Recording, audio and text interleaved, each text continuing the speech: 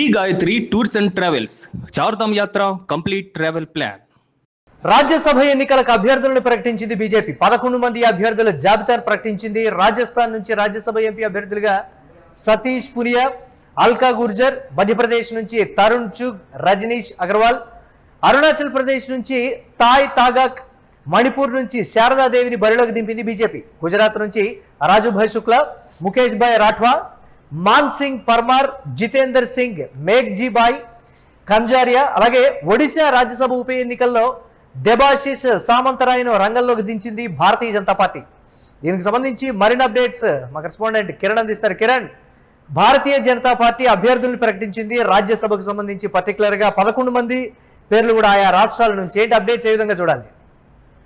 Murali, June 18వ తేదీన రాజ్యసభకు ఎన్నికలు జరగనున్నాయి. అదే రోజు కూడా కౌంటింగ్ ఫలితాలు కూడా అదే రోజు ఉంటాయి. దేశవ్యాప్తంగా 24 రాజ్యసభ స్థానాలకు ఎన్నికలు జరుగుతున్నాయి. అందులో ఏపీలో కూడా 4 స్థానాలకు ఎన్నికలు జరగనున్నాయి.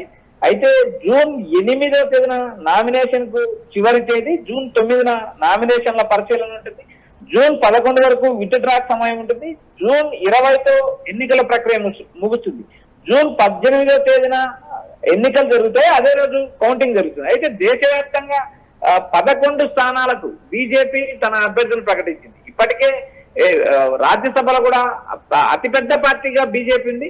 ఇప్పటికే 118 స్థానాలతో బీజేపీ అతిపెద్ద పార్టీగా అవుతుంది. అయితే ఈ 11 స్థానాల నుంచి ఆయా రాష్ట్రాల నుంచి అభ్యర్థులను ఇప్పటికే ప్రకటించింది. మరోపక్క ఒడిశా నుంచి బీజేడీకి సంబంధించిన దేబాశిష్ సామంతరాయ్ బీజేడీకి రాజీనామా చేశారు. రాజ్యసభకు రాజీనామా చేసి ఆయన బీజేపీలో చేరారు. బీజేపీలో చేరిన తర్వాత ఆయనను మళ్ళీ బీజేపీ రంగంలోకి దింపింది. అక్కడ నుంచి రాజ్యసభ అభ్యర్థిగా ప్రకటించింది. ఆయన గెలుపు అత్యంత లాంఛనమే అని చెప్పాలి. ఇక్కడ ప్రధానంగా 11 మంది అభ్యర్థులను ప్రకటించినప్పటికీ బీజేపీ 11 స్థానాల్లో అత్యంత సునాయాసంగా విజయం సాధించే అవకాశాలు స్పష్టంగా కనిపిస్తున్నాయి. రాజస్థాన్ నుంచి సతీష్ పూనియా, అల్కా గుర్జర్ వీరిద్దరిని అభ్యర్థులుగా ప్రకటించారు. రాజస్థాన్ లో బీజేపీ అధికారంలో ఉంది. బీజేపీ అధికారంలో ఉన్న రాష్ట్రంలో 2 స్థానాలు కూడా ఖచ్చితంగా బీజేపీకి దక్కే అవకాశాలు ఉన్నాయి. ఇక్కడ ప్రతిపక్ష పార్టీకి కూడా ఒక స్థానం దక్కే అవకాశం ఉంది. ప్రతిపక్ష పార్టీకి, కాంగ్రెస్ పార్టీకి ఒక స్థానం అక్కడ లభించే అవకాశాలు ఉన్నాయి. మరోపక్క మధ్యప్రదేశ్ నుంచి తరుణ్ చుగ్, తెలంగాణ వ్యవహారాలు చూస్తున్న తరుణ్ చుగ్ ను మధ్యప్రదేశ్ నుంచి బీజేపీ రాజ్యసభ అభ్యర్థిగా ప్రకటించారు. మరోపక్క రజనీష్ అగ్రవాల్, మధ్యప్రదేశ్ లో కూడా బీజేపీ అధికారంలో ఉంది. ఈ 2 స్థానాల్లో కూడా బీజేపీ అత్యంత సునాయాసంగా గెలుస్తుంది.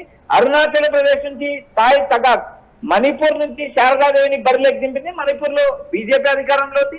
బీజేపీ అత్యంత లాంఛనంగా ఈ సీటు గెలుచుకుంటుంది. మరోపక్క గుజరాత్ లో కూడా బీజేపీ అధికారంలో ఉంది. గుజరాత్ నుంచి రాజుభాయ్ శుక్లా, ముఖేష్ భాయ్ రాఠవా, మాన్ సింగ్ పర్మార్, జితేంద్ర సింగ్, ఈ నలుగురిని కూడా జితేంద్ర సింగ్ మేఘ్జీబాయ్ కంజారియాను కూడా బరిలోకి దింపింది. అక్కడ కూడా ప్రతిపక్ష కాంగ్రెస్ పార్టీకి ఒక్క స్థానం కూడా దక్కే అవకాశం లేదు. బీజేపీ ఆల్మోస్ట్ ఆల్ గుజరాత్ ఎన్నికల్లో క్లీన్ స్వీప్ చేసిన నేపథ్యం ఉంది. అలాంటి పరిస్థితుల్లో అక్కడ ఉన్న దాదాపు 5 స్థానాలు కూడా బీజేపీ కోటాలోకి పడుతున్నాయి. ఇంకా ఒడిశా అంశాన్ని మనం దేబాశిష్ సామంతరాయ్ బీజేడీకి రాజీనామా చేసి బీజేపీలో చేరడం లాంఛనంగా మళ్ళీ ఆయనకే టికెట్ కేటాయింది. దేశవ్యాప్తంగా 24 స్థానాలు ఖాళీ అవుతున్నాయి. అందులో 11 మంది అభ్యర్థులను ప్రకటించారు. ఆయా రాష్ట్రాల్లో జరుగుతున్న ఎన్నికల్లో కాంగ్రెస్ పార్టీకి రాజస్థాన్ నుంచి ఒక స్థానము, మధ్యప్రదేశ్ నుంచి ఒక స్థానం లభించే అవకాశం ఉంది. అయితే ఇక్కడ తెలంగాణ వ్యవహారాలు చూస్తున్న తరుణ్ చుగ్ ను మధ్యప్రదేశ్ నుంచి రాజ్యసభకు ఎంపిక చేశారు.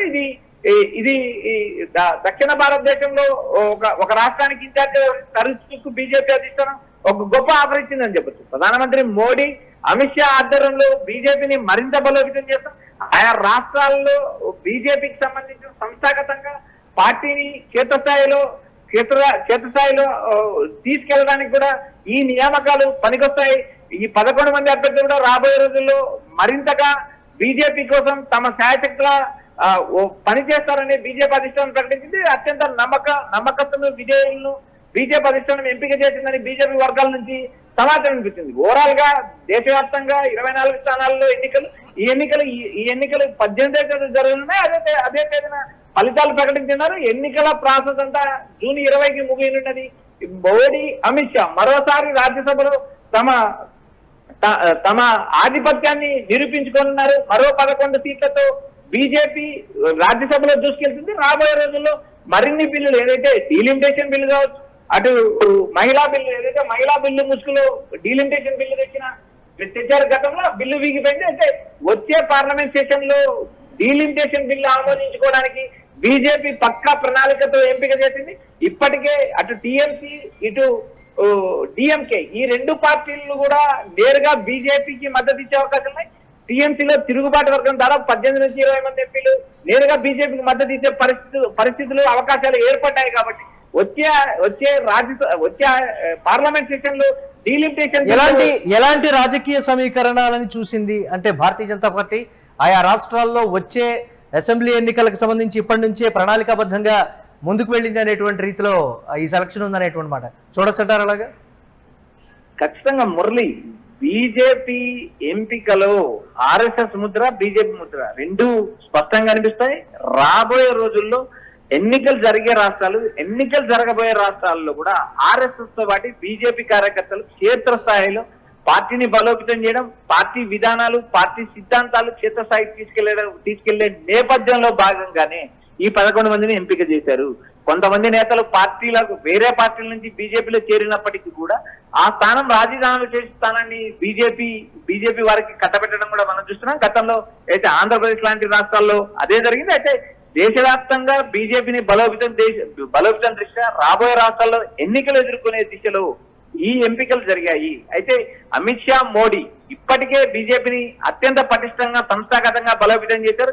ఈ బలోపేతాన్ని మరికొన్ని రాష్ట్రాల్లో విస్తరించడానికి, ఎక్కడైతే తమకు అధికారం దక్కని రాష్ట్రాల్లో అధికారం చేయించుకోవడానికి మరోసారి బీజేపీ పక్కా ప్రణాళికతో రాజ్యసభ అభ్యర్థులను ఎంపిక చేసిందనే సమాచారం వినిపిస్తుంది. Right, thanks for updates Kiran.